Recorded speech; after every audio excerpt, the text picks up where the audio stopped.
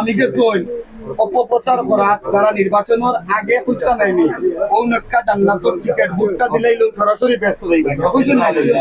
এরা আবারও মাঠো নামিয়া কিতা করে জানেননি ওর বিএনপি বেইমানি করেছে জাতির লোকে গত 3 মাসে সরকারের সফলতা এবং জুলাই সনদ বাস্তবায়ন করার ক্ষেত্রে বিএনপির যে অঙ্গীকার মাননীয় প্রধানমন্ত্রী যে অঙ্গীকার গুলা করছেন এই লিফলেটের মধ্যে এগুলা সব লিপিবদ্ধ আছে।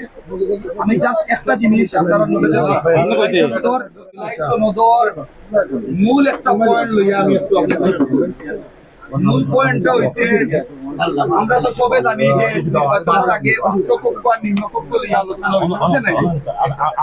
নিম্ন কক্ষটা হইলো আমরা সরাসরি ভোট দিয়া তারা নির্বাচিত করিয়া সংসদ পাঠাই, আর উচ্চ কক্ষটা হইলো অনির্বাচিত সংসদ সদস্য।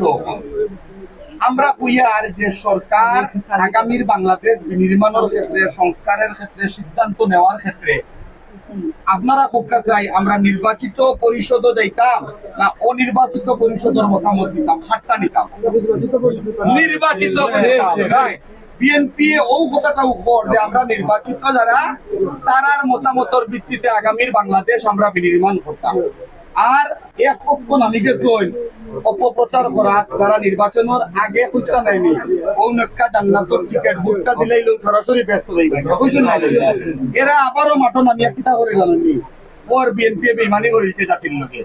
বিএনপি জুলাই সনদ বাস্তবায়ন করতো না, এই ধরনের ডাহা মিথ্যা যারা মারতে পারে আবার দাবি করে মুসলমান আপনারা বিচার করুন যে কোনটা সত্য আছে বিচারের দায়িত্ব আপনারা বেঈমান।